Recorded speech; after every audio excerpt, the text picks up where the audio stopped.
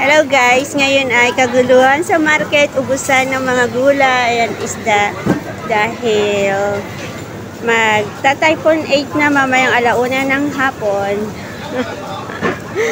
So ayan lang naman, mga kaguluhan dito sa palengke at nagkakagulungan, nag-uubusan na ng mga paninda dahil nga magta-typhoon na mamaya alauna or alas 2 daw darating ang typhoon number 8. Ayan. At doon sa binilang ko kanina ng mga gulay, grabe, ubos na ubos sa mga paninda nila.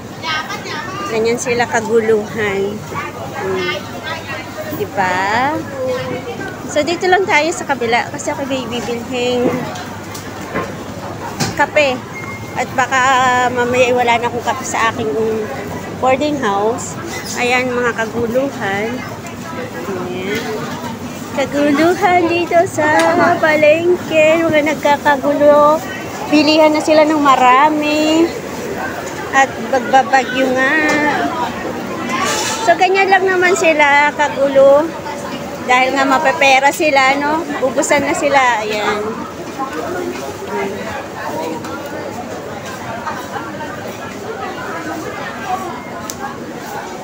Mga nagkakagulo.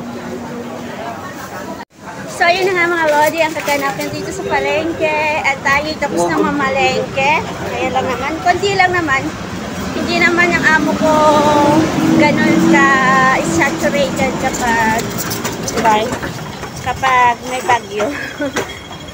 Konti lang, yung sapat lang sa bibilhin sa maghapon.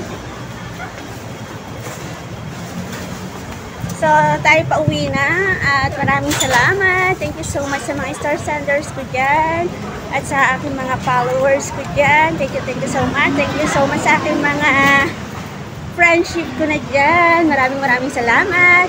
At God bless everyone. Lagi tayong mag-iingat. Ayan, may harang na dito panglaban sa baha. Ingat palagi. Love you all guys and bye-bye. Bye-bye.